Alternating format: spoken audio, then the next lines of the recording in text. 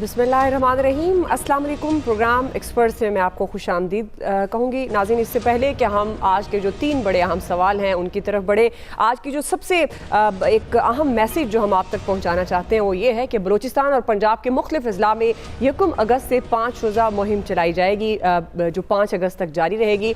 आएँ हम सब मिलकर अपने 5 साल तक के बच्चों को पोलियो के कतरे पिलाएँ और उन्हें माजूर होने से बचाएँ। जब तक आप अपने बच्चों को पोलियो के कतरे, ये वैक्सीन नहीं पिलाएंगे, ये खतरा मौजूद रहेगा और बच्चों को नुकसान भी पहुंचाता रहेगा। इसलिए पोलियो मुहिम को कामयाब बनाने में हुकूमत का साथ दें और ये कोशिश करें कि कोई भी 5 साल से कम उम्र बच्चा इंसदादे पोलियो मुहिम के कतरे पीने से ना रह जाए, क्योंकि ये फैसला आज करना है अगर कल बच्चे को चलना है। नाज़रीन, अब हम बढ़ते हैं अपने 3 बड़े अहम सवालों की तरफ। तो आज का जो सबसे पहला और बड़ा सवाल जो हम एक्सपर्ट्स के सामने रखने जा रहे हैं वो ये है कि पेट्रोल की कीमतों में इजाफा और महंगाई का ये तूफान इलेक्शन में हुकूमत के गले पड़ सकता है। ये हमारा आज का पहला सवाल होगा। साथ ही आज हम जो दूसरा सवाल एक्सपर्ट्स के सामने रखेंगे वो निगरान वज़ीर आज़म के लिए से मुतालिक होगा कि हुकूमत का निगरान वज़ीर आज़म के लिए सियासी शख्सियत लाने पर क्यों जोर है। आज का तीसरा बड़ा सवाल, मट्टी से तरक्की का अज़्म, मुआशी बहाली के लिए पाक फौज की कोशिशें कितनी इंपॉर्टेंट, ये आज का हमारा तीसरा सवाल होगा। तो सबसे पहले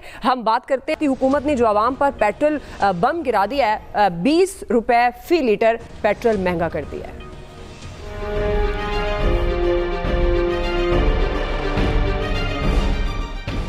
मुल्की मफाद सामने रखते हुए मिनिमम जो कैलकुलेट हुई है रात इंक्रीज वो पास की जाए।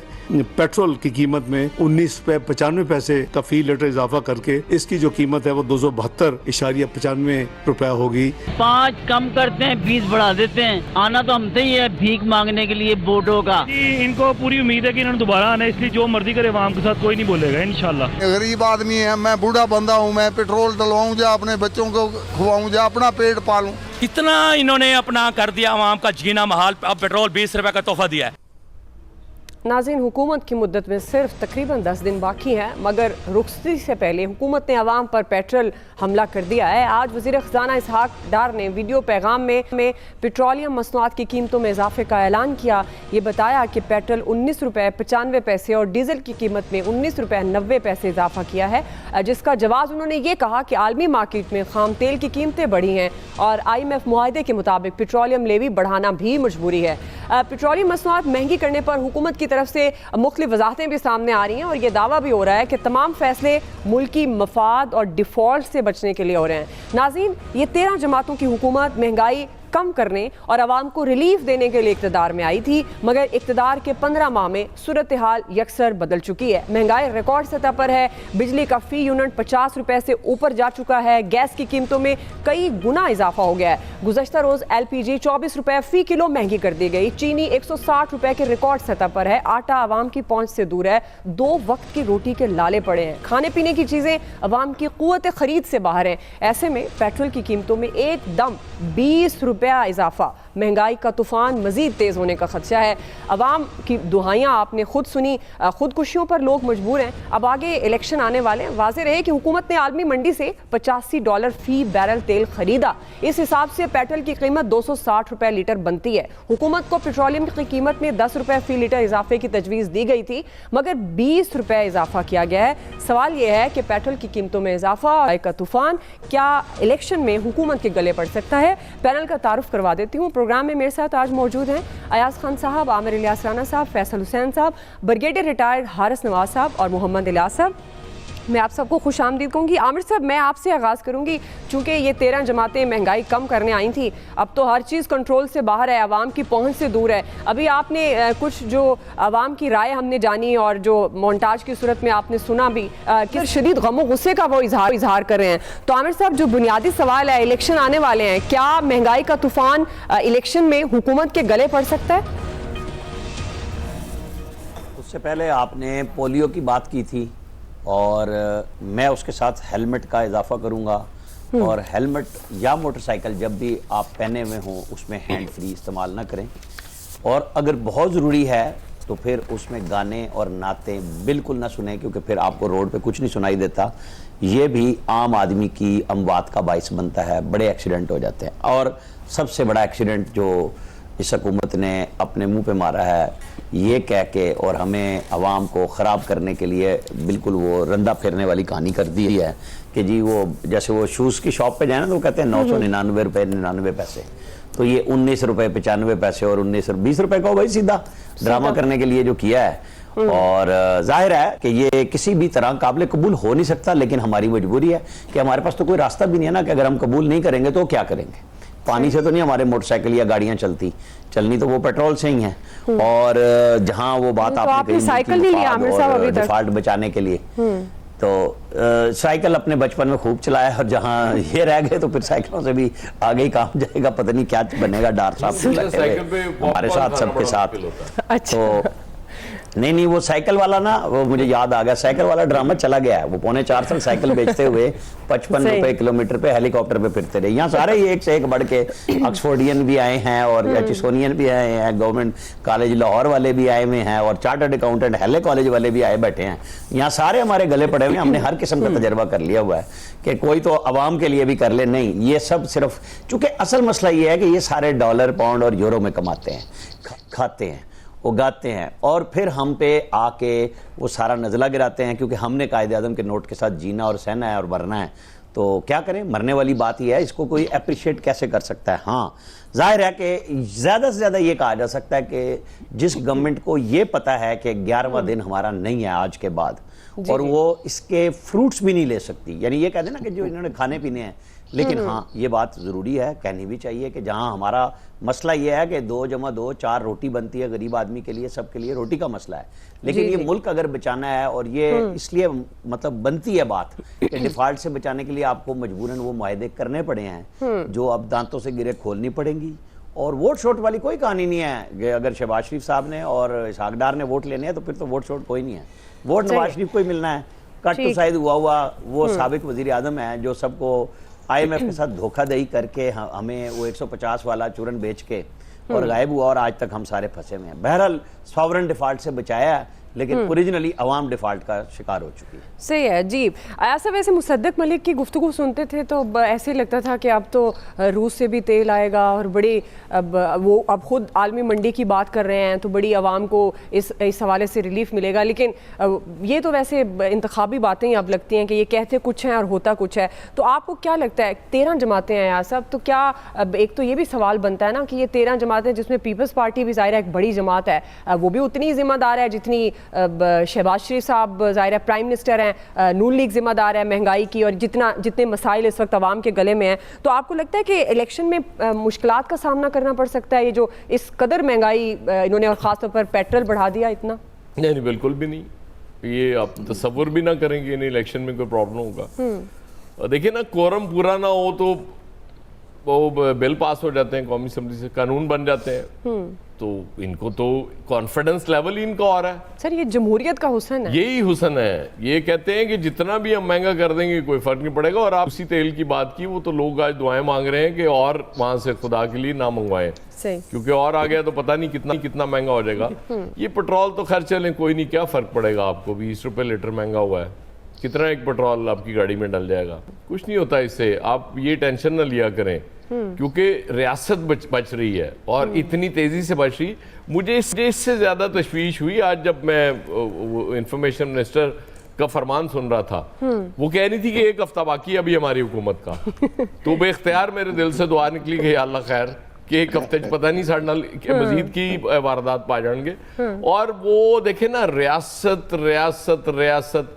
फिर आपको आज रियासत के चीफ ने भी कहा है कि सब्र करें, आर्मी चीफ साहब ने भी आपको सब्र की तलकीन की है। तो इसलिए आप नाशुक्री कौम है, मतलब जितना भी हुक्मरान आपके लिए कर लें वो कम होता है। वो खुश नहीं होना, दिन रात लगे हुए हैं किसी तरीके से ये रियासत बच जाए। वो पहले उसको लाए हैं उस पॉइंट पे कि रियासत को खतरे में डाल के, और उसके बाद से बचाने लगे हुए हैं। मतलब वो बिल्कुल वही मिसाल है ना, वो एक बंदा वो दरख्त पे बैठ के जो कुल्हाड़ी से काट रहा था, वो एक टैनिंग और कहता सी स्टान दा बनेगा की। इनका वो वाला हाल है कि वो काटते भी जा रहे हैं और फिर रियासत बचाते भी जा रहे हैं। यार खुदा का खौफ करो। मतलब वो इमरान खान कर गया जी, बड़ा कर गया इस मईशत का, तबाह कर गया, उसने फंसा दिया हमें। वो इतनी देर 15 महीने हो गए, आप पहले कहाँ थे भाई? मुआहदा आपने वो भी मुआहदा नहीं कर सके आप IMF से। इसहाक डार साहब जितने कॉन्फिडेंट थे ये आती मुआहदा कर लेते।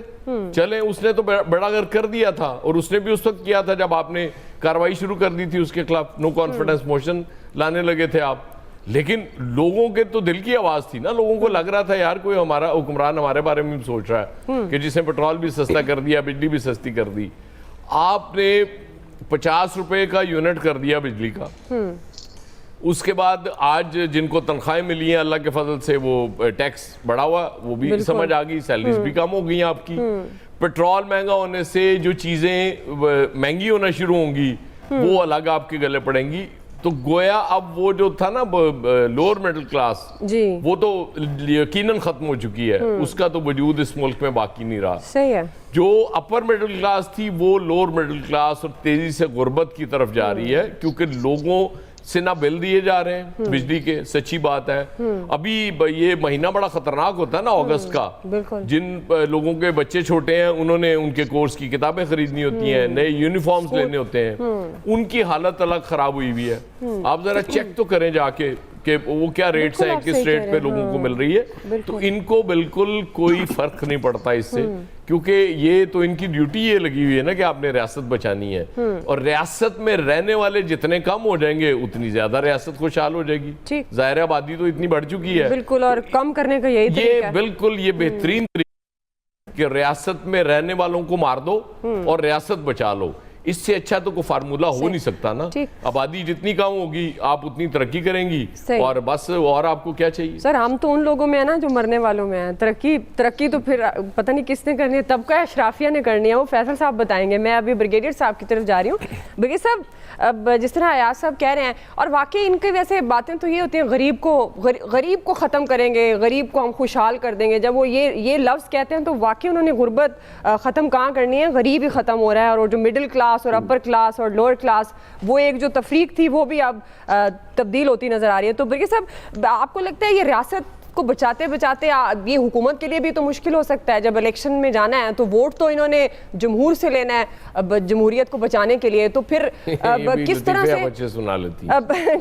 से फिर ये रियासत बचाएंगे और जमहूर नहीं बचेगा, तो इलेक्शन में इनका क्या होगा? भाई मेरा तो एक सवाल है, आप आए क्यों थे? Why did you come? आपके पास क्या प्लान था? क्या आपने आसमान से तारे लाने थे? वो तो बताएं ना, आपने क्या किया? आपने केस खत्म किए, नैब को ख़त्म किया, आपने सारे अपने केसेस उड़ा लिए, आपने ओवरसीज पाकिस्तान का वोट ख़त्म कर दिया, आपने इलेक्ट्रॉनिक वोटिंग मशीन ख़त्म कर ली, और आपने रोज़ाना के नए बिल अपनी मर्जी के स्पेसिफिक बना रहे हैं। थर्ड बात यह कि ये जो फाइनेंस मिनिस्टर साहब ने आके लाइव बताते हैं 15 दिन के बाद इतना डीजल आज 20 रुपये बढ़ा दिया जाते जाते, ये जो फखरिया पेशकश की है, ये इनको आने की ज़रूरत क्या है? ये ओगरा का काम है। ओगरा एक पट्टी चलाएगी कि रेट बढ़ गए। आप आगे में शक्ल दिखा के what do you want to prove कि जी पाकिस्तानी हमने आपको छोड़ना नहीं है जब तक आपको तबाह करके नहीं छोड़ेंगे। दिस इज व्हाट भाई कम टीवी के ऊपर। मुझे तो मेरी हैरानी है कि ये या तो इनको इलेक्शन की कोई फिक्र नहीं है, या इन्होंने प्लान किया हुआ कि हमने इलेक्शन जीता हुआ है, क्या करना है, what they have planned it, और वो उसमें भी ये तेज हैं क्या करते हैं। ये तो they have I think look से इनको कोई फिक्र नहीं है। मियाँ साहब बड़े मदद दुनिया जहान की सैरें कर रहे हैं, वो उनका भी अपनी मर्जी से आने का इरादा है जो करना चाहते हैं। रोजाना अभी भी आज भी तारड़ साहब जो तारड़ वही पीटीए चेयरमैन तो शकाल में ये भाई केस चल रहा है, लॉयर पेश हो रहे हैं, अदालत वहाँ मौजूद है। Oh what the hell you are coming on TV and explaining everything here. आपका क्या काम है? Why do we make show पाकिस्तानियों को कि ये विक्टिम बना रहे हैं कुआना सैत्री का, और उसकी पॉपुलरिटी का इजाफा करना चाहते हैं। You don't have a common sense आपके अंदर। मामले मुझे तो इस बात की समझ नहीं आती है कि आप अपने वोट बैंक इंप्रूव करें, अवाम के लिए कुछ तो करें। अगर आप 10 रुपए रिकमेंड हो रहा है, 20 रुपए क्यों कर रहे हैं? और इनको तो फर्क किसी को नहीं पड़ता है। ये तो सिर्फ पाकिस्तान की अवाम है जो बिल्कुल भेड़ बकरियों की में चला के रख दिया। 24 घंटे आप करते हैं जी ये कर दिया, उसने पीटीए ने ये कर दिया। भाई आपने क्या किया? कहीं एक पॉजिटिव बात बताएं। आप रोजाना के जिस हिसाब से कर रहे हैं, ये जो आप आज भी ये तो चलें, ये जो एक लॉन्ग टर्म प्लानिंग है ये तो चलती रहेगी, लेकिन आपकी अपनी कारकर्दगी क्या है? ये कोई फिक्र नहीं है अभी तक। तो इन चीजों मेरे ख्याल में ये बड़ा जरूरी है, इनको दे शुड बस लुक इनवर्ड कि हम क्यों आए थे, हमने अवाम के लिए क्या किया, हमने क्या स्ट्रेटजी बनानी है कि अवाम के वोट लेने के लिए। I think they have a zero syndrome formula कि इनका कोई प्लान नहीं इसके बारे में। सही है, वो तो बिल्कुल आपने बजा फरमाया। और अनफॉर्चुनेटली इस हवाले से किसी भी जाती हुकूमत का या हुकूमत में रहते हुए भी कोई प्लान नहीं होता। फैसल साहब, ये जो फ़खरिया पेशकश कह रहे हैं, आपको कैसी लगी ये डार की फ़खरिया पेशकश? इसहाक डार साहब की मैं बात कर रही हूँ। अब ये तो नून लीग के लिए इलेक्शन में आपके ख्याल में मुश्किलात पैदा कर सकती है? इलेक्शन की जी फैसल साहब, तो बात का इशू है क्या होता है, लेकिन ये जो ब्रिगेडियर हारिस साहब कह रहे हैं ना, वो क्यों आए थे, मैं बताता हूँ क्यों आए थे ना। इनको पहली बात है, हमारे आपके लिए तो आए नहीं थे ना, ब्रिगेडियर साहब के लिए आए थे।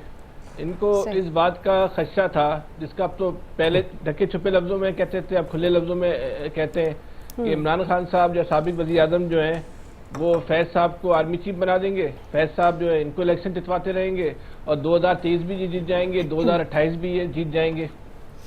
ये इनका इसलिए हम आए ताकि इस प्रोपेगेंडा, इस जो ये प्लान है, इस प्लान को जो है वो नाकाम बना दिया जाए।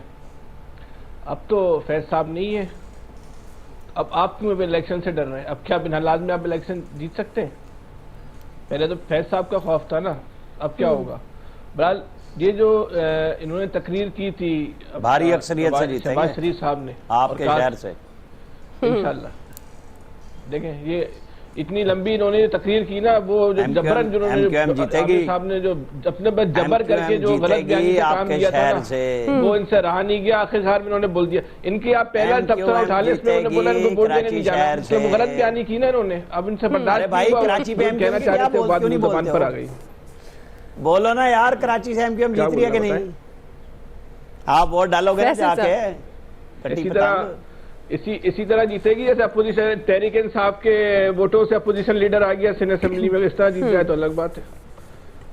तहरीक इंसाफ के 10 लोगों तो मिली भगती होगी ना, एमक्यूएम का अपोजिशन लीडर आ गया। तारीखी वाकया है नहीं है? मैं देखा, मैं तो ये बात 2 महीने से कह रहा था कि यही कुछ करेंगे। हमारी तारीखी वाकयात से भरी पड़ी है। पहले भी यही काम हुई है। ब्रिगेडियर साहब से पूछ ले एक दफा, तो ये भी मुस्तफीद हुए हैं निगरान हुकूमत में। ब्रिगेडियर साहब, इस दफा आपको कोई वैसे ऑफर नहीं हुई? ब्रिगेडियर साहब आज बता दें आप क्या मुस्तफीद कैसे हुए थे? आज इस सवाल को जोड़े आप जवाब दें। बिल्कुल, हम पहले भी नॉर्मल उससे खुद ही नाम आया था और अभी तो मैंने मुझे पता ही नहीं, कुछ मैंने चेक नहीं किया ना, जरूरत है आराम से अपना काम कर रहे हैं। आप परेशान क्यों हो रहे हैं? इसका मतलब है कुछ है ब्रिगेडियर साहब, जिसकी पत्तादारी है, नाम तो खुद ही आता है। और ब्रिगेडियर साहब ना बढ़ा के रखो। लेकिन आप प्रॉमिस करें फिर आप शो में जरूर आएंगे। जी फैसल साहब, मैं तो वैसे भी आप दुआ आप ये बातें नहीं कर सकेंगे जो आप कर रहे हैं। तौर पे तैयार रहे। आइंदा ब्रिगेडियर साहब जालमाना फैसले कर रहे होंगे और कह रहे होंगे कौम के वसीतर मफाद में मैं ये फैसला कर रहा हूँ। इन तकरीर के लिए भी आप तैयार हैं ब्रिगेडियर साहब की? ठीक बात ये है कि इसहाक डार साहब को खुसूसी तैयारा भेज के लाया गया और ये कह के लाया गया है कि यही इस पाकिस्तान में जो है ना मसाइल का हल जो है इनके पास है। ठीक है, इसहाक डार साहब जो फैसले कर रहे हैं ना, ये फैसला तो मेरे मोहल्ले में जो पान बेच रहा है ना वो भी कर ले। इसमें इनकी सलाहियत की क्या, इसमें सलाहियत की क्या जरूरत है?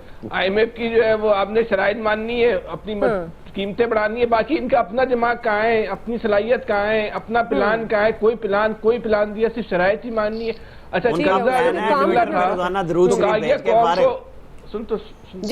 फैसल साहब, ये कर्जा जब इनका अप्रूव हुआ इनका IMF से, उस पर इन्होंने बाकायदा जश्न मनाया गया इस कौम के साथ कि इस कौम का कोई बहुत बड़ा मसला था, सब कुछ गुर्बत खत्म हो गई, ये फला हो गया, ढिमका हो गया। ऐसा जश्न इस कौम ने कभी कर्जा दुनिया में किसी कौम ने नहीं बनाया हो कर्जा मिलने का, जो इस हुकूमत ने अभी 15 दिन पहले बनाया।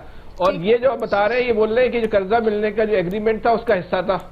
इन्हीं कौम के ऊपर जो है वो आपने जो कीमतें इस वक्त जो मुसल्लत कर दी हैं, ये कौन लोग हैं भाई? कहाँ से आए लोग? किस किस्म के लोग हैं? बताएं कहाँ से आए ये लोग, कौन लोग हैं? सारा इन्हिसार इनका ये कि इलेक्शन मैनेजमेंट हो जाएगी, हम जीत जाएंगे, तो बस चलो ठीक है, इसी तरह पाकिस्तान चल रहा है, चलता रहेगा। हम और आप इलियास साहब, ये लोग खुद आए और जबरदस्ती आए हैं और आके मुसल्लत कर रहे हैं फैसले। इन लोगों को देखें, इन लोगों ने जो टैक्स लगाना है तो टैक्स लगाएं, जो एग्रीकल्चर पर टैक्स लगाएं, बड़ी ज़मीनों पर लगाएं, बड़े घरों पर लगाएं, बड़ी गाड़ियों पर लगाएं, नए टैक्स गुजार तलाश करें और टैक्स की चोरी रोकें, बजाय उन पर तनख्वाहदार बंदे पर टैक्स लगाते जा रहे हैं। और जो आवाम पर है कि टैक्स पर जो है इतने टैक्स वसूल कर रहे हैं, पेट्रोलियम लेवी 60 रुपये वसूल करें 1 लीटर पर। एक आदमी अगर 1 लीटर डलवाता है तो 60 रुपये वैसे देता है गवर्नमेंट को, तो ये सूरत हाल है कि देखें, अब देखें इससे बिजली की एडजस्टमेंट होगी, बिजली और महंगी होगी, गैस तो पहले महंगी हो गई और बिजली के बिल लोगों को दिए ही नहीं जा रहे, लोग बिजली के बिल के लिए मारे मारे फिरते हैं सारा दिन। तो ये सूरत हाल है। गवर्नमेंट को जाते जाते उन्होंने गवर्नमेंट को अब पता नहीं क्या सूझी है, इतने कॉन्फिडेंस से बढ़ा गए और आवाम के वसीतर मफाद के लिए जो डार साहब अपना आखिरी हरबा भी इस्तेमाल कर गए। डार साहब को तो मसला नहीं होता कि 61 अरब रुपया लोगों को तकसीम कर रहे हैं डेवलपमेंट के कामों के, और बारिशों के मौसम में कहाँ लगने, ये 10-12 दिनों में 61 अरब रुपए जो तकसीम कर रहे हैं, कहाँ तकसीम करने हैं? तो अवाम के लिए करें, अवाम को रिलीफ दें, जिनको फायदा हो। लिहाजा बड़ी मशहूर हुई है, कोई उस कसूर में कोई सड़क बन रही है बारिश के पानी में, पानी खड़ा और उसी में सड़क बन रही थी। सर देखिए वो वसीतर मफाद है सर। लाहौर दूसरे इलाकों में जो काम अब हो रहे हैं डेवलपमेंट के, देखें वो काम तो अच्छी बात है, डेवलपमेंट के काम होने चाहिए, लोगों को रिलीफ मिलना चाहिए, डेवलपमेंट नहीं चाहिए, रोटी चाहिए लोगों को। इलियास साहब इस वक्त जो है साथ में रोटी भी दें, सस्ता आटा दें उनको, सस्ते जो ये लोग हैं डेवलपमेंट के मुखालिफ, आपको पता चल गया? तो हम बिल्कुल मुखालिफ हैं डेवलपमेंट वैसे होनी चाहिए, लेकिन एक ही रोड को बार-बार पहले रोटी दें लोगों को, फिर डेवलपमेंट करें, लोगों का इलाज करें पहले। देखिए सड़कें तो बारिश में टूट फूट गई हैं। अब देखें काम लाहौर की जगह जगह नाले बैठ गए, सड़कों में गड्ढे पड़ गए बड़े बड़े, मुरम्मत नहीं हो रही। देखें अब जो सूरत हाल है जो डिफरेंट है, ये पुल तो नहीं लोगों को दे रहे, हॉस्पिटलों में दवाइयां नहीं है, टेस्ट लोग बाहर से बिल्कुल इलियास साहब आपका पॉइंट जी बिल्कुल, ये जो रोड इंफ्रास्ट्रक्चर है ये होना चाहिए और बहुत तरक्की की जामिन भी होता है, लेकिन अनफॉर्चुनेटली हमारे यहाँ क्या होता है, एक ही रोड को नाकिस मटेरियल से बनाया जाता है, फंड लिया जाता है, फिर वो रोड जल्द से जल्द ख़राब होने की दुआएं मांगी जाती हैं, फिर वो बारिश में ख़राब होता है, फिर आप दोबारा अब एक नाकिस मटेरियल के लिए फ़ंड लेते हैं और यही कारोबार है अनफॉर्चुनेटली, और यही होता रहता है। बहरहाल जी हमारा जो बुनियादी सवाल था, पेट्रोल में जो इजाफा हुआ क्या हुकूमत के गले पड़ सकता है या नहीं, राय आपने जानी एक्सपर्ट्स की। ब्रेक लेते हैं, ब्रेक से वापस आएंगे। दूसरा सवाल, हुकूमत निगरान वज़ीर आज़म के लिए मौजूद तरीन उम्मीदवार की तलाश में है, क्या सराइयाँ उरूज पर हैं, हुकूमत का निगरान वज़ीर आज़म के लिए सियासी शख्सियत लाने पर जोर क्यों, ये हमारा बुनियादी सवाल होगा। राय लेंगे ब्रेक के बाद। नाज़रीन, निगरान वज़ीर आज़म का जो नाम है उसका जो मामला है वो हल नहीं हो पा रहा। इत्तेहादी जमातों में मुशावरत का अमल जारी है। ज़राए के मुताबिक 5 नाम इत्तेहादियों से शेयर कर दिए गए हैं और इन्हें 2 दिन की डेडलाइन भी दी गई है कि वो अपनी जमात से मुशावरत करें और बताएं कि क्या नाम हो सकता है। हुकूमत निगरान वज़ीर आज़म के लिए मौजूद तरीन उम्मीदवार की मुतलाशी है, जिस पर मुख्तलिफ क्या सराइयाँ भी हो रही हैं।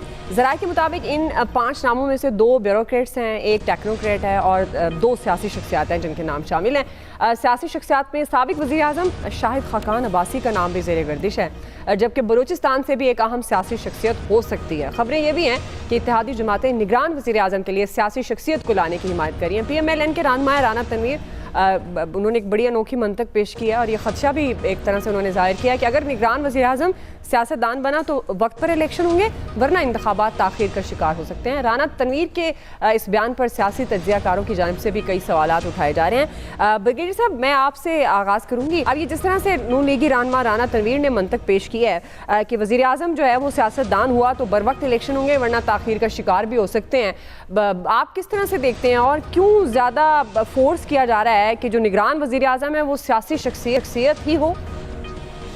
देखें, दुआ बात यह है कि ये कोई वर्ल्ड वॉर की प्लानिंग तो कर नहीं रहे हैं। आपने बियॉन्ड रिप्रोच आपने लोग चुने हैं जो 3 अपोजिशन के गवर्नमेंट के होंगे और 3 अपोजिशन के होंगे। आपने टोटल 6 नाम 3 ही लेने हैं। मैं इतना ज़्यादा आपस में मुज़ाकरात हो रही हैं, मतलब इसलिए कि आपने कारकर्दगी कुछ नहीं है, आपने किया कुछ नहीं है। यू नो कि आपने इलेक्शन चाहते हैं कि हमें कोई हमारी मर्जी का बंदा है वो इलेक्शन में घपला करे और जाके हम इलेक्शन जीते। बात ये कि बात एक गैरब जानदार नॉन कंट्रोवर्शियल एक बंदा होना चाहिए। ज़ाहिर है वो पॉलिटिशियन नहीं हो सकता। आप 3 नाम सेलेक्ट कर लें जो सबसे अच्छे हों, 3 अपोजिशन ले और उसके बाद उनको करे, ये पार्लियामेंट कमेटी करेगी या इलेक्शन कमीशन कर देगा। लेकिन इसका मतलब ये है कि आपके इरादे ठीक अपने नहीं है। आप क्यों सियासतदान को लाना चाहते हैं ताकि वो कंट्रोवर्शियल हो? दुनिया की ऑब्जर्वेशन की टीम आएंगी, ऑब्जर्वर्स आएंगे, दुनिया से आके देखेंगे कि एक सियासतदान PMLN का या पीपल्स पार्टी का, ये JUI का जो PDM का हिस्सा है, वो एक प्राइम मिनिस्टर बना है, तो आप उसको क्या करेंगे? मम्मी ये चीजें सोचने की, I think it is not a rocket science. Select the right person for the right job और इलेक्शन होल्ड करा। जी आमिर साहब। देखें जी, राना तनवीर साहब के बयान को चूंकि आपने स्टार्ट का किया तो फिर इसके ऊपर तबसरा ऐसे ही है जैसे राजा रियाज साहब ने कहा, जिनको कोई पहचानता नहीं है अब, और सब पहचान रहे हैं कि वो नाम देंगे या राना तनवीर साहब तबसरा करेंगे, क्योंकि वो गिनती में नहीं आते कि उनके साथ इस लेवल पे मुशावरत हो रही होगी। ऐसे तो ना करें। 5 रुकनी कमेटी का हिस्सा है। नहीं, मैं आपको हकायक बता रहा हूँ, कोई तज़हीक नहीं मैं कर रहा, मैं सच बता रहा हूँ ना। ये उस 5 रुकनी कमेटी का हिस्सा है जिसने सीट एडजस्टमेंट पे बात करनी है, और बयान क्या आ रहा है कि जी निगरान वजीर आजम, भाई इनका लेवल है, ये सारे के सारे करेंगे निगरान वजीर आजम तय। इस तरह बैठे हुए निगरान वजीर आजम को तय हो गया हुआ है, वो आएगा नाम, वो अनाउंस होगा। अभी आईनी कानूनी तौर पे सिर्फ कहानी हो रही है क्योंकि कोई टाइम है ही नहीं ये मुशावरत का। जब प्राइम मिनिस्टर असम्बली तोड़ने की एडवाइस भेजेंगे, सदर मुमलिकत उन्हें लिखेंगे कि 3 दिन के अंदर आप कायदे इख्तिलाफ के साथ बैठ के, जैसे चौधरी परवेज इलाही ने तोड़ी थी, और आपको और हमें याद होगा उन्होंने 12 जनवरी को रात 10-11 बजे के करीब भेजी थी, और फिर 48 घंटे गुजरने के बाद, यहाँ सदर साहब ने तो बादाम नहीं तोड़ना, लेकिन असम्बली फौरन 48 घंटे के 8 मिनट नहीं लगाने एडवाइस के बाद, वहाँ गवर्नर ने तो पूरे 48 घंटे गुजार दिए थे।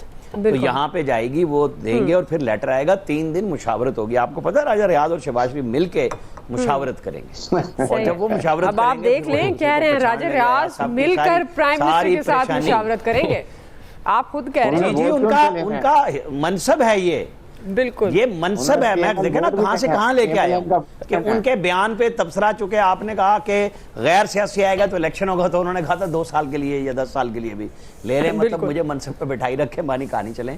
जिन्होंने फैसले करने हैं उन्होंने नाम भेजना, इन्होंने अंगूठे लगाने, अल्लाह अल्लाह खैर सल्लाह अनाउंस हो जाएगा। निगरान वजीर आजम का मुझे बताएं काम क्या होता है? वो इंग्लिश जज लगाया था ना नासिरुल मुल्क, उसका कहीं नाम लिया किसी ने कि जी उसने धांधली की? किसी ने गिनती की आरटीएस में? कभी नाम लिया कि निगरान वजीर आजम नासिरुल मुल्क चीफ जस्टिस रिटायर्ड थे इस मुल्क में 5 साल पहले? आज तक किसी ने लिया? मैं ही आपको याद करा रहा हूँ। ओ भाई, हमें ना कोई काम है ही नहीं, उनका कैसे करेंगे? बस कर लें आप और हम तबसरे।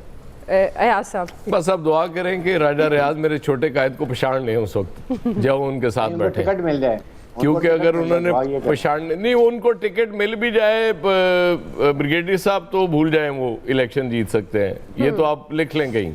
हाँ, वो उनके लिए आप धांधली भी करने के लिए वहां पहुंच जाए तो आप उनको नहीं जिता सकते। बाकी अगर वो जो 50,000 की लीड से जीत गए तो वो 1.5 लाख की बर्तरी से भी जीत जाए, वो नहीं जीत सकते, ये मैं आपको बता दूं। सबसे बड़ी बात ये है कि आप बिल्कुल परेशान ना हो। मेरे कायद यूरोप गए हुए हैं, एक तो अपना वोट बैंक लेने गए हैं, दूसरा वहां से निगरान वजीर आजम का नाम ढूंढने गए हैं। मेरे रहबर और रहनुमा आसिफ अली जरदारी साहब दुबई में बैठ के वो नाम ढूंढ रहे हैं। जब ये नाम तलाश करके फाइनल करके मेरे छोटे कायद के हवाले कर देंगे, उसके बाद फिर जब राजा रियाज उनको जब पछाड़ेंगे फिर ये बैठेंगे, और उसके बाद फिर होगा ये, आपको याद होगा, अब उसका दूर हम नहीं जाते, सिंध के गवर्नर के लिए वो एक समरी गई थी बहुत अरसा पहले, बाकी समरी इस पे तो खप डलती रही ना कि सदर साहब क्यों नहीं मंजूरी दे रहे, और उस पे किसी ने बात ही नहीं की थी। वो फिर अचानक वो एक डार्क हॉर्स निकला अचानक, और वो उनको बना दिया गया। वो एक तो नाम बाद में गया था और सबसे एंड पे नाम था, तो इसलिए आप बिल्कुल टेंशन ना लें। बड़ा अच्छा आपको निगरान वजीर आज़म, आपके छोटे का सियासी शख्सियत की क्यों बात करें, मतलब उनकी जमात, देखें वो उनकी कोशिश अपनी जगह, सियासी शख्सियत दोनों की कोशिश अपनी जगह, जरदारी साहब की भी, मेरे छोटे कायद की भी, बड़े कायद की भी, लेकिन इंशाल्लाह आपको बड़ा अच्छा निगरान वजीर आज़म मिलेगा। क्योंकि आप पंजाब में भी आप एक्सपेक्ट नहीं कर रही होंगी उस वक्त कि मोहसिन नकवी साहब निगरान वज़ीर आला होंगे, तो इंशाल्लाह आप बिल्कुल बेफिक्र हो जाए। पैनल में से भी कोई हो सकता है? नहीं, पैनल में से नहीं होगा। ब्रिगेडियर साहब का फिलहाल वज़ीर आज़म बनने का मूड नहीं है। वो आपने मोहसिन नकवी का कहा ना, ये वज़ीर तक बन जाएंगे, नहीं वो वज़ीर आज़म नहीं बनना चाह रहे वो। जी फैसल साहब, वैसे आपको अगर मौका मिले तो एक बात बताऊं आप। जी नहीं, मुझे मौका तो छोड़े आप। मैं आपको एक बात बताऊं तो राजा रियाज का वैसे ही मजाक उड़ा ही रहे, प्रैक्टिकल बात तो ये, लेकिन इस कौम के लिए राजा रियाज और शहबाज शरीफ दोनों ही बराबर साबित हुए हैं। आप मुझे बता दें कि आप बताते शहबाज शरीफ ने ऐसा कौन सा काम किया जिनको हम राजा रियाज में जो सलाहियत ना हो, जो शहबाज शरीफ ने दिखा दी हो। सर उन्होंने IMF की डील फाइनल की है, मेहनत की है, और बहुत ये तो मेरे मोहल्ले का पान वाला भी कर लेता, मोहल्ले का पान वाला भी कर लेता। नहीं, उन्होंने काम तो किया है जी। आप उसको बुलाएं, पान वाले को तो बुलाएं आप हमें एक्सपर्ट्स में। हम उससे प्लान ले लेते हैं। आप लोग है ना निगरान वज़ीर आज़म, अच्छा आप तुक्ता सुनने, आप बहुत जी इम्पोर्टेंट। जी जी जी बिल्कुल। हम और आप बैठ के यहाँ निगरान वज़ीर आज़म के लिए परेशान हो रहे हैं, आप इस बात का यकीन कर लें आइंदा के यहाँ मुस्तकिल वज़ीर आज़म का भी फैसला हो चुका है, वो क्वेश्चन होना है। तो निगरान वज़ीर आज़म को छोड़े, या तो मुस्तकिल वज़ीर आज़म का ही फैसला हो चुका है। आप इस बात पे परेशान हो रहे हैं, 2 आदमियों ने क्या फैसला करना है या 22 करोड़ लोगों का फैसला हो गया, उन्होंने क्या फैसला देना है, सब कुछ तय है, स्क्रिप्ट में लिखा हुआ है, सब उसके मुताबिक होगा। लेकिन हमारे आपको ज़ाहिर है 1 घंटे का प्रोग्राम करना है, उसके लिए टॉपिक चाहिए, तो हमें और आपको तो बहरहाल ये बहस करते रहेंगे। वैसे जब आप ये बात करते हैं तो मैं भी गौर करने लग जाती हूँ कि ये हमने 1 घंटा ऐसे गुजार दिया है। ब्रिगेडियर, अच्छा आपको मेरी बात का यकीन नहीं है ना, तो आप ब्रिगेडियर साहब से पूछ लें, मैं गलत कह रहा हूँ तो। ब्रिगेडियर साहब सच बता रहे हैं। आप कमेंट करना चाहिए, फिर मैं इलियास साहब की तरफ जाती हूँ। नहीं, ये यानी दोनों एक दूसरे की गवाही पे उतरे हैं, आज तो वही कमाल हो गया। लीडर ऑफ हाउस और अपोजिशन ने बैठ के फैसला करना है, विफाली कमेटी ने करना है, उसके बाद फिर इलेक्शन कमीशन ने करना है। कानून में बड़ा क्लियर लिखा है, उसके साथ नफी कर दी। ये लगता है फिर इलेक्शन कमीशन ने कर रहा है। आपके पॉइंट की नफी हो गई इलियास साहब। इलियास साहब यहाँ तो आज ऐसे लग रहे हैं जैसे दोनों लीडर ऑफ हाउस के और अपोजिशन लीडर दोनों के लिए सरप्राइज होंगे नाम, वो उनके लिए भी सरप्राइज होंगे जब नाम आएंगे। तो जाहिर है हमारे यहाँ यही होता है कि पहले मोइन कुरैशी आ गए, कोई इस तरह के नाम आ जाते हैं जो नाम भी सुने नहीं होते, तो आवाम के लिए ऐसे होता है कि उनके आके शनाख्ती कार्ड भी इधर ही बनते हैं आके। तो ये इसी तरह ही कोई होगा कि जो आगे जाहिर है निगरान गवर्नमेंट बनानी है, तो जाहिर है वो एक ऐसी गवर्नमेंट होगी जिसको जो बायस नहीं होगी, किसी पॉलिटिशियन से ताल्लुक नहीं होगा। जाहिर है आप ये जाहिर कह रहे हैं कि सियासतदान होना चाहिए, सबका जोर यही है कि सियासतदान होंगे तो अच्छे इलेक्शन होंगे, टेक्नोक्रेट ना हो, ब्यूरोक्रेट ना हो। और इसी तरह की जो सूरत हाल है तो उसमें यही देखने कि इसमें कोई अड़िच वोट डालेंगे कि सियासतदान ही हो, और सियासतदान के लिए देखें पीपल्स पार्टी की जानब से आ रहा है, नून लीग की जानब से भी आ रहा है कि बेहतर इलेक्शन करवा सकेंगे। जाहिर है इनको अपने नाम लिए होंगे, अभी नाम इनके लिए भी सरप्राइज ही होंगे। सही है, जाहिर है देखना होगा। मतलब आप कह रहे हैं कि जरदारी साहब और नवाज शरीफ साहब दुआ आप बस राजा रियाज के नामों पे नजर रखिएगा। सही है। और बाकी ये जो मुशावरत का अमल होना है, इसको भी जरा ये इस्लामाबाद में आमिर साहब अच्छे से इसको कवर कर सकेंगे। देखते हैं राजा साहब यानी राजा रियाज साहब और प्राइम मिनिस्टर शहबाज शरीफ साहब की क्या मुशावरत होती है और उसके बाद क्या नाम फाइनल होता है। क्योंकि शबर जैदी, क्योंकि IMF के कुछ इस तरह के नाम भी ज़ेरे गर्दिश थे, जिसमें शबर जैदी साहब ने तो अपने आप को क्लियर कर दिया है कि वो इंटरेस्टेड नहीं है, अब वो वैसे भी बुक्स पढ़ना चाहते हैं, वो नहीं बनना चाहते निगरान वज़ीर आज़म। ब्रेक लेते हैं जी, ब्रेक से वापस आएंगे। तीसरा सवाल, मादनी मिट्टी से तरक्की का अज़्म, मुआशी तरक्की के लिए पाक फ़ौज की कोशिशें कितनी अहम, ये हमारा सवाल होगा। राय लेंगे ब्रेक के बाद।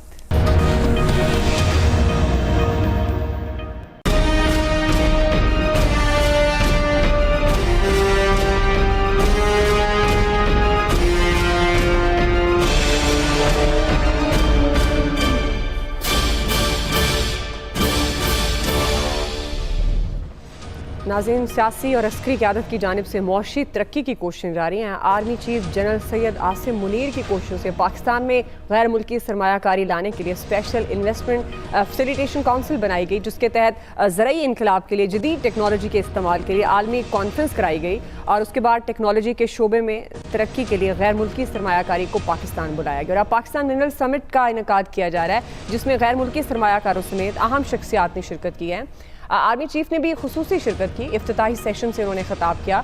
उन्होंने छुपे ख़जानों को दरियाफ्त करने के लिए आलमी सरमायाकारों को पाकिस्तान आने की दावत दी है और कहा है कि बैरूनी सरमायाकार एतमाद के साथ यहाँ आएँ, फौरी फैसले होंगे। गैर मुल्की सरमायाकार नई इक्तिसादी टेक्नोलॉजी लेकर आएँ, माइनिंग की लाइसेंसिंग में किसी किस्म की रुकावट नहीं होगी। और इसके साथ ही सऊदी अरब से $24 अरब, UAE से $22 अरब की सरमायाकारी का भी इंदिया दिया जा रहा है, जबकि खलीजी मुल्कों की जानिब से भी पाकिस्तान में सरमायाकारी की नई राहें खुलने का इम्कान है। अयाज साहब, मैं आपसे आगाज़ करूँगी, चूँकि मादनी मिट्टी से तरक्की का मुआशी तरक्की के लिए पाक फ़ौज की ये जो कोशिशें हैं कितनी अहम हैं आपके ख्याल में? देखिए, इससे तो इनकार नहीं किया जा सकता, क्योंकि जाहिर है आपने जब कोई सफ़र शुरू करना होता है तो पहला कदम बड़ा इम्पॉर्टेंट होता है। लेकिन बदकिस्मती से माजी में बहुत सी इस तरह की कोशिशें की गई, बहुत उससे बड़े जोश और जज्बे से कोई काम शुरू किया गया, लेकिन कहीं ना कहीं आके कोई ऐसी रुकावट बन गई, कुछ इस कौम के साथ चूंकि धोखे भी बड़े हुए हैं। वो एक समर मुबारक मान साहब हमारे एक बहुत बड़े साइंसदान हैं, उन्होंने एक ये चिन्नौट में बहुत बड़ा तांबे का जखीरा दरियाफ्त कर लिया था, वो भुगतना पड़ा। वो रिकोटेक के साथ जो हुआ वो आपके सामने है। रोला ये है कि कोशिशें बहुत अच्छी हैं, और वो जो ब्रिगेडियर साहब ने पहले उसमें कहा था सेगमेंट में कि लॉन्ग टर्म कोशिशें हैं, ये शॉर्ट टर्म नहीं है कि इनके फौरी असरात आपके सामने आना शुरू हो जाए और लोगों को उसका रिलीफ मिलना शुरू हो जाए, उसमें बहुत टाइम लगेगा। लेकिन स्टिल अगर एक पॉजिटिव डायरेक्शन में चीज़ें बढ़ती रहीं, इसमें कोई रुकावट ना डाली गई, कोई मफादात लोगों के ज़ाती पैदा होने की वजह से रुकावटें ना आई, तो मेरे ख्याल में ये बड़ा अच्छा इनिशिएटिव है। लेकिन जाहिर है इसमें टाइम बहुत लगेगा। जी ब्रिगेडियर साहब, देखें दुआ, ये एक बहुत ही बड़ा इनिशिएटिव है, और मैं honestly I give lot of credit chief army staff, जिस तरह उन्होंने तकरीर भी की, फॉरेन इन्वेस्टमेंट को एड्रेस भी किया, और गवर्नमेंट के साथ खड़े हुए कि जी इसमें हम कोई कॉम्प्रोमाइज़ नहीं करेंगे। सबसे बड़ा जो इंसेंटिव इसमें वो ये है कि जो गवर्नमेंट चेंज होने के साथ सब चीज़ें चेंज हो जाती थी, वो इसमें नहीं होंगी, क्योंकि आर्मी की इन्वॉल्वमेंट है, आर्मी की क्रेडिबिलिटी है, और आर्मी ने सिक्योर कंड्यूसिव सिक्योरिटी एनवायरनमेंट्स उनको दे रहे हैं कि जी ये, और आर्मी वन विंडो ऑपरेशन के थ्रू, ताकि जो SIM special investment facilitation council जो है, इसमें यह है कि उनको वन विंडो ऑपरेशन है, और इतनी बड़ी सबके उन्होंने कहा कि पाकिस्तान में इतना बड़ा छुपा हुआ खजाना है, इसको एक्सप्लोर करना और हमारी कौम के लिए बहुत बड़ा तोहफा है। सिर्फ एक यूनिटी कॉन्टिन्यूटी इन पॉलिसी होनी चाहिए। अल्लाह करे कि ये पाकिस्तान की इकोनॉमिक तरक्की के लिए बहुत अच्छा आमीन। जी आमिर साहब, मैं आज इत्तेफाक से इस सेमिनार में मौजूद था, आर्मी चीफ को भी सुना, प्राइम मिनिस्टर कह रहे थे कि दिल को गरमाने और छू लेने वाली तकरीर की आर्मी चीफ ने। बिल्कुल ठीक बात इस सेंस में कि वरना आप सब मजाक पता क्या उड़ाते, वो जी हुकूमत जा रही है, आपके 10 दिन है और आप इतना लंबा चौड़ा प्रोग्राम लेके बैठ गए, मजाक होता। ये आर्मी चीफ का आज नहीं, जिस दिन ये इनिशिएटिव लिया फैसिलिटेशन सेंटर का बैठ के प्राइम मिनिस्टर ऑफिस में, आपको पता है कि 5 मेजर जनरल उस बोर्ड ऑफ इन्वेस्टमेंट की फैसिलिटेशन सेंटर में जो 5 इनिशिएटिव ग्रीन का है, आईटी का है, ये सारी चीज़ें मिनरल्स का है, वहाँ पे इसलिए लगाए गए हैं सूबे, मरकज़ और ज़िले मिल के काम करेंगे। और उसकी बुनियाद ये रखी है कि सबसे पहले आप वहाँ पे स्कूल बनाएंगे जहाँ पे आपने मिनरल्स दरियाफ्त करने हैं, वहाँ पे कानकुनी करनी है, जो कुछ भी करना है ना, पहले मकामी आबादी की सहूलत देंगे, ये गारंटी बनाई जाएगी। फिर ये कहा कि हम सरमायाकारों को रेड टेपिज्म की बजाय रेड कारपेट पे लेके आ रहे हैं। सारी कुछ तकरीबन 130 मुल्कों के लोग आज वहाँ मौजूद थे, अमेरिकन एम्बेसडर भी थे, सऊदी एम्बेसडर भी थे, अजरबैजान के भी थे। सारी चीज़ें इसलिए स्टेज हुई, और आर्मी चीफ ने जो कहा कि एतमाद हम आपको देते हैं कि ना आपका इन्वेस्टमेंट ज़ाया होगी और आपको पैसे ले जाने की भी इजाज़त होगी प्रॉफिट की। ये सारी चीज़ें हैं कि वन विंडो ऑपरेशन आपको मिलेगा। गारंटी ये कर रहे हैं कि जी हम इस तरफ लग पड़े हैं, जैसे ग्रीन इनिशिएटिव की तरफ गए हैं, इसी तरह मिनरल्स की तरफ है। आपको हम कोशिश तो करनी है, क्योंकि इसके बगैर गुजारा नहीं है। हमने सारे काम कर लिए, हमने भीख मांग ली, हमने फ्रॉड कर लिए, हमने पैसे ले लिए, खा लिए, सब कुछ कर लिया, बचा तो कुछ भी नहीं ना हमारे पास। तो अब बका ये है कि आप अपनी एक्सपोर्ट्स को बढ़ाने के लिए यहाँ पे इकदाम करें, इन्वेस्टर को सहूलत दें। जैसे पहले होता था ना, ये सुबह मूटों की एक लाइन लगी हुई थी और साथ नैब का किस्सा लगा हुआ था, दोनों ने ठोक के पाकिस्तान की ऐसी तैसी फेरी है और कुछ नहीं हुआ। कभी $10 अरब का जुर्माना हुआ रिकॉर्डिंग पे, कभी कुछ हुआ, फिर मिन्नत तरले माफिया करके सबको वापस लाएं। एक अच्छा माहौल बनने जा रहा है, सियासत भी चलेगी लेकिन मईशत को साथ चलाना है। बिल्कुल फैसल साहब,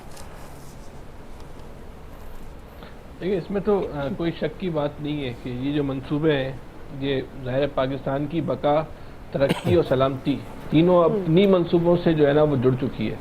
दुनिया के जो कामयाब तरीन मुल्क हैं, जो तरक्की याफ्ता मुल्क हैं, वो भी जो है ना गैर मुल्की सरमायाकारों को वेलकम करते हैं, उनके लिए खुसूसी मराद जो हैं वो अपने मुल्क में रखते हैं। हमारे पास जो कुछ हुआ है रिकॉर्डिंग के नाम पे, अब हमें क्या करना है? सबसे अहम तरीन बात तो इन जैसे मंसूबों को जो है वो चौधरी इफ्तिखार जैसे जजेस से बचाना है। रिकॉर्डिंग के साथ उन्होंने क्या किया, स्टील मिल के साथ उन्होंने क्या किया, उनके फैसले तो जो कुछ करके गए वो तो तारीख का जो हिस्सा बन चुके हैं। और हमें दुआ करनी चाहिए मंसूबे जो है वो कामयाब हो जाए, जिस मंसूबों में बड़ा बसीरत नज़र आ रही है, फहम नज़र आ रहा है। और जो इस मुल्क में एक वाहिद इदारा जो ना, ये बात सच किसी को पसंद आए नहीं आए, लेकिन ज़मीनी हकीकत तो बहरहाल यही है कि इस मुल्क में कोई वाहिद इदारा बचा है तो वो फौज है। बिल्कुल फौज की गारंटी कोई दुनिया जो है वो बतौर गारंटी कबूल करेगी। आपकी किसी गवर्नमेंट की गारंटी को तो किसी दुनिया में किसी ने कबूल, चाहे वो पीपल्स पार्टी की हुकूमत हो, नून लीग की हो, तहरीक इंसाफ की हो, जमानत जो है फौज की दुनिया कबूल करेगी। फौज इस मंसूबों को ऑन कर रही है, पाकिस्तान के लिए अच्छी बात। इलियास साहब, देखिए इस सेक्टर पर आएंगे तो जाहिर है इसमें इन्वेस्टमेंट भी आएगी, गारंटी मिलेगी, और इसके अलावा जो भी है कि इन्वेस्टमेंट का रोज़गार मिलेगा लोगों को।